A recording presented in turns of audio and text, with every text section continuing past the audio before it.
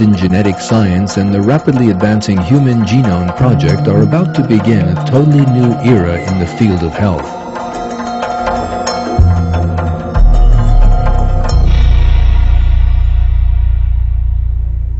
These advances are on such a scale that the people who lived in earlier times could never even have conceived of them.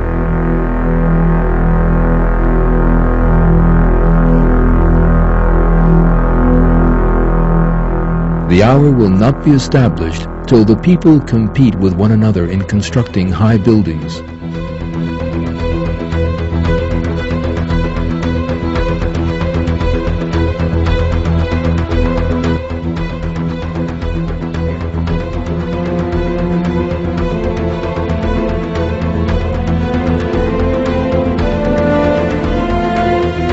If we look at the history of architecture and engineering, we see that multi-storied buildings began to be constructed towards the end of the 19th century.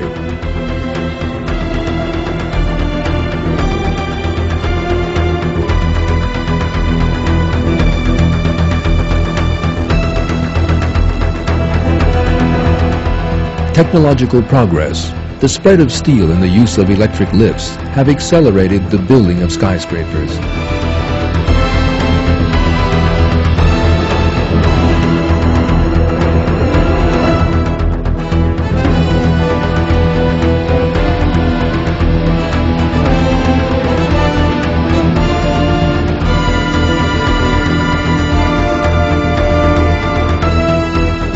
What the hadith says has come true.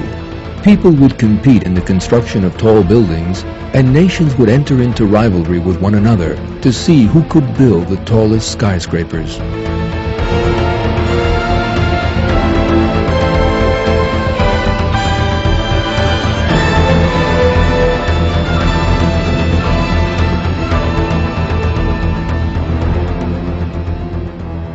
The last day will not be established until time will pass quickly.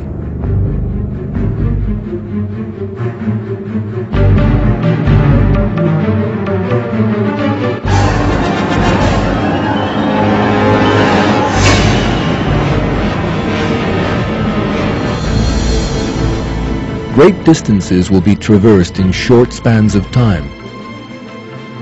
In our time, supersonic aircraft, trains, and other advanced vehicles can travel in a few hours the distance it used to take months to cross, and they can do it more easily, comfortably, and safely.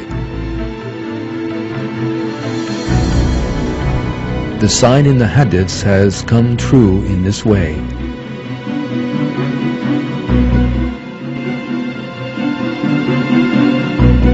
The statement that time will pass quickly in the first hadith can be looked at in this light.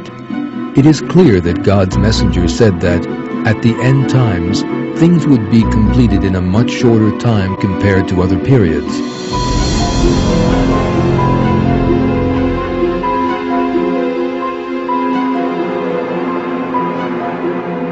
Indeed, the advance of science makes it possible for all jobs to be done in a much shorter time, and for much better results to be achieved. Another similar hadith points in that same direction. The last hour will not come before time contracts, a year being like a month like a week like a day like an hour, and an hour like the kindling of a fire. Hundreds of years ago, for instance, communication between continents would take weeks, whereas now it is a matter of seconds with the internet and satellites equipped with modern communications technology.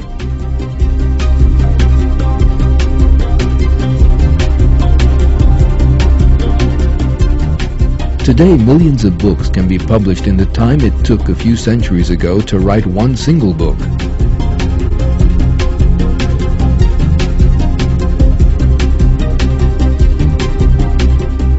Daily things such as cleaning, cooking, and childcare no longer take a long time with the help of technological wonders.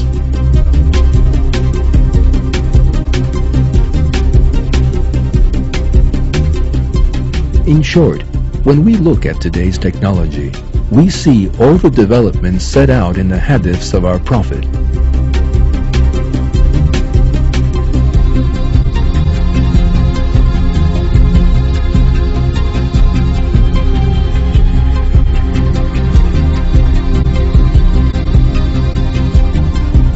The last day will not come until a person's own voice speaks to him.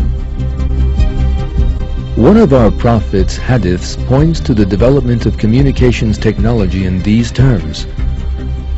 For a person to hear his own voice, first it has to be recorded and then listened to. Voice recording and reproduction technology are products of the 20th century. Other hadiths indicating the development in communications technology that will be experienced in the approach of the last day read, "A voice will call him by name, and even people in the east and west will hear it."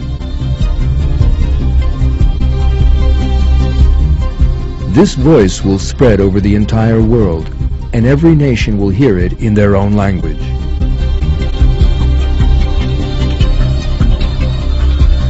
A voice from the sky that everyone will hear in his own language.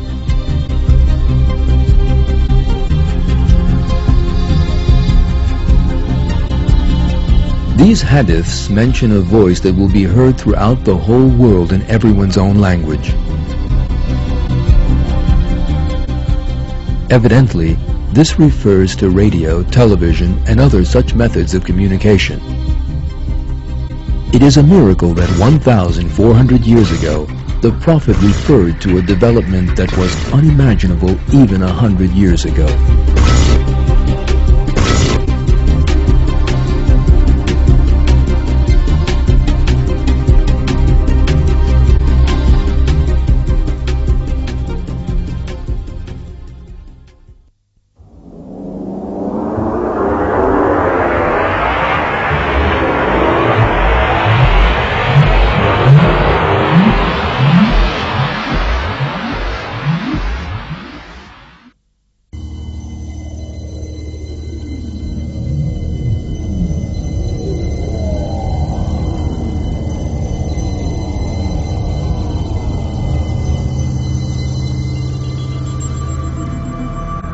So far in this film, we have been looking at portents of doomsday in the light of the hadiths handed down to us by the Prophet Muhammad.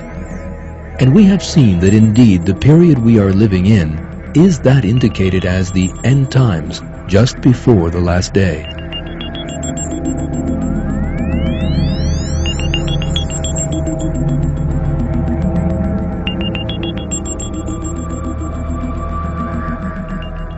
However, the hadiths are not the only statements to contain clues about the last day. A great many verses in the Qur'an also deal with the subject. A large part of these verses describe the tumultuous incidents that will accompany doomsday, and some are thought to refer to the portents as the last day approaches.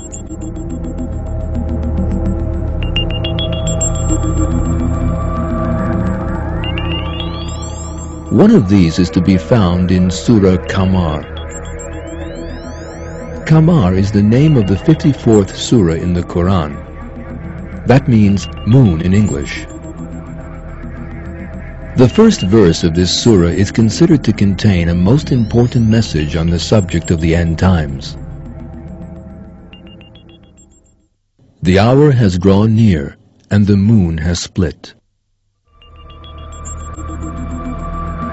The word split used in this verse is the Arabic shakka, which in Arabic has various meanings.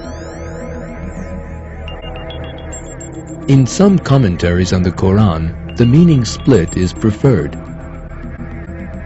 But shakka in Arabic can also mean plowing or digging the earth. One of the verses in which this verb is used reads, "We pour down plentiful water, then split the earth into furrows. Then we make grain grow in it, and grapes and herbs and olives and dates." The meaning of shakka here is not to split, it means to plow the earth.